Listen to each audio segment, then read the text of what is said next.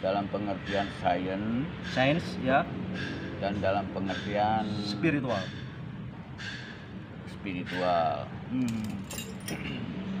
Ya. Kalau bicara masalah fisika Betul ya. Berarti berkaitan dengan hukum-hukum fisika gitu kan. Betul ya. Kalau kita bicara metafisika berarti kan kita membicarakan sesuatu yang melampaui fisika. Meta itu melampaui. Betul ya. Melampaui fisika. Jadi yang melampaui fisika itu apa? Misalnya seperti ruh, jiwa. Seperti lukisan tadi itu ya, itu metafisika ya. Bukan. Kalau lukisannya tidak metafisika, tapi gerakan-gerakan yang dimunculkan itu karena ada kekuatan-kekuatan metafisik gitu. Gitu ya. Ke sana. Nah, sedangkan metafisika dalam pengertian yang lain itu berarti sesuatu yang ya hampir sama sebetulnya, tapi bukan dalam kajian ilmiah. Ya. Seperti yang dipahami paranormal kebanyakan itu, yang paranormal mungkin mengambil istilah metafisika dari disiplin filsafat.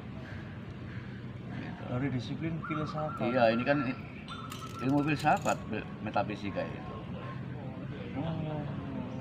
Berbicara tentang yang di luar fisik ya, melampaui fisik udah wilayah ke filsafat, karena nggak bisa dicerna secara fisik, dia harus dibicarakan secara rasional, bukan empiris lagi. Itu metafisika ya. Kalau dalam filsafat, jadi dalam filsafat kita berbicara tentang Tuhan, tentang sesuatu yang tak nampak, itu masuknya ke wilayah metafisika. Karena kita juga nggak bisa dinalar ya kalau kita bicara tentang, tetap ada nalarnya gitu. Masih tetap ada nalarnya gitu, ada. Terutama di dunia sains sudah mengalami kemajuan yang lebih jauh, terutama ketika dijumpainya atau ditemukannya mekanika kuantum atau fisika kuantum. Waduh, apalagi itu ya? Nah, itu. Wah, itu tapi fisika kuantum sudah semakin menjelaskan adanya dua dunia. Dua dunia yang paralel. Ya, itu orang-orang fisika mencoba untuk berbicara tentang dua dunia yang paralel, tapi secara ilmiah gitu. Jadi ada dua dunia yang paralel, seperti seolah-olah sampean tuh bukan hanya ada satu tapi dua. Waduh, itu ya apa ya? Nah, itu bahasa ilmiahnya gitu, dunia yang paralel. Jadi itu pemecahannya dengan apa? Teori fisika kuantum. Gitu. Jadi ketika partikel elektron itu kita lemparkan ke celah dua, ya, kedua celah gitu kan. Ketika dia keluar, dia berubah menjadi gelombang. Gelombang magnet ya? Gelombang, kita nyebutnya gelombang. Jadi di sana, ketika berubah jadi gelombang, di sana masuk ke wilayah kuantum. Wilayah kuantum tuh wilayah berbagai macam kemungkinan. Ini di dalam kuantum tadi, yang namanya partikel itu menjadi dua. Menjadi partikel sekaligus gelombang. Jadi gelombang dan partikel itu sekaligus menjadi satu, tapi dia paralel gitu. Nah, ini mungkin yang bisa memahaminya seperti dalam kehidupannya ada yang paralel, padahal mereka tuh menyatu. Seperti contohnya penari dengan tarian. Iya, penari dengan tarian itu nggak bisa dipisahkan. Bisa melihat penari tanpa tarian, bisa melihat tarian tanpa penari. Oh iya benar, itu logikanya ya. Penari tanpa tarian. Ya.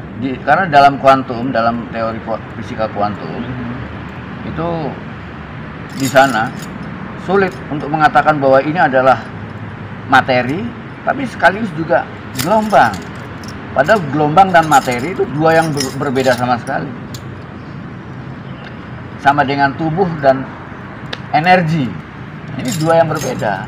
Tapi dalam wilayah kuantum itu keduanya seolah-olah ada paralel, saling membutuhkan ya. Dia bergerak terus, ya, bergerak terus. Makanya, dan ini yang disebut dengan wilayah kuantum.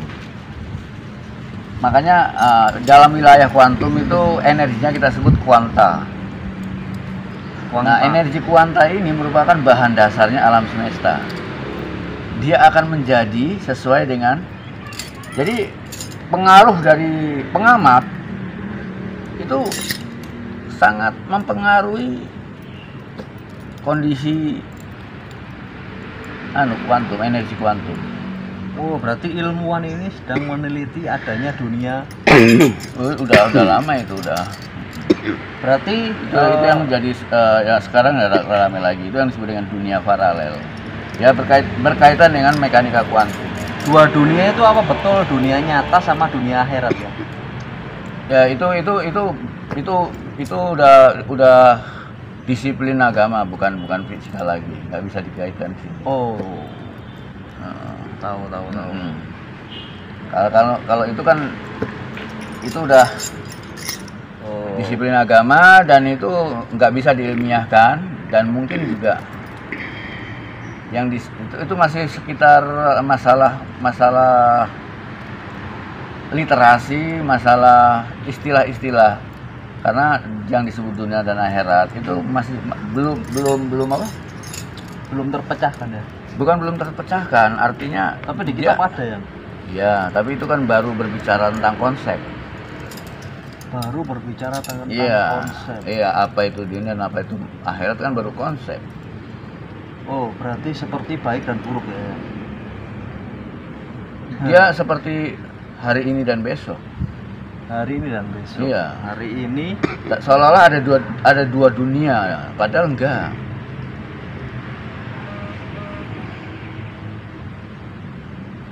Seolah-olah ada dua kenyataan kan? Kenyataan sekarang dan kenyataan besok, padahal tidak ada ada dua kenyataan, juga ada. Kenyataan itu hanya satu. Maka yang disebut dunia dan akhirat itu hanya sekedar konsep. Konsep. Ya, konsep artinya tidak ada dalam kenyataan. Karena kita hidup di dunia yang ya, ini kita dilepas dari pembicaraan masalah-masalah yang bersifat literasi. Ya, soalnya pendapat orang berbeda-beda ya. Ya, itu masih di wilayah semantik. Wilayah semantik ada lagi tuh yang iya. semantik. Ya. Oke, berarti kita balik lagi ke topik aja ya, ke topik yang tadi ya. Berarti menurut yang Wildo, lukisan itu karena adanya metafisika ya. Mungkin ada entitas metafisik. Entitas metafisik guys. Wah, ini juga yang dalam lagi nih, saya juga bingung guys. Yang memiliki kekuatan fisik. Kekuatan fisik. Iya, sehingga dia mampu menggerakkan benda-benda fisik. Nah, itu bahasa ilmuwan ya. Ya, bahasa kita yang menggunakan bahasa lumrah ilmiah lah. Kalau kita ngomong pakai bahasa dukun kan nggak asik.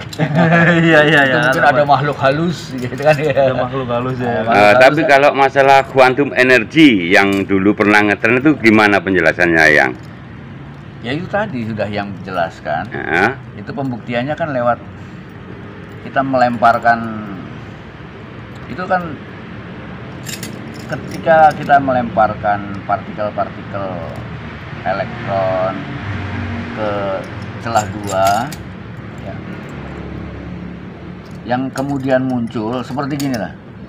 Ini ada celah dua nih ya. Kita lemparkan partikel, dia pada waktu dia masuk ke sini, ini masih berupa partikel. Tapi begitu dia melewati celah ini, dia keluar sebagai gelombang. Sebagai gelombang. Contohnya gini. Seperti yang melemparkan batu ke air. Ting.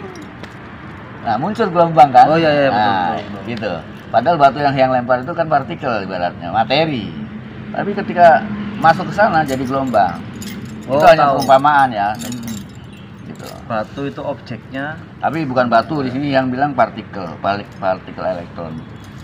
Yang kita lempar ke celah 2, kemudian dia keluar lewat celah tadi menjadi gelombang. Dan ketika dua gelombang tadi bertabrakan dan melahirkan banyak sekali bias kemungkinan. Biasan. Bias kemungkinan. Ini yang seringkali disebut sebagai possible object. Possible object. Iya, artinya dari dunia kuantum itu banyak melahirkan kemungkinan-kemungkinan.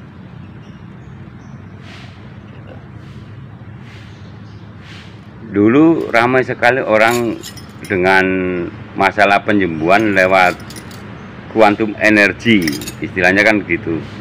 Orang-orang yang semacam itu tuh kebanyakan hanya pinjem istilahnya.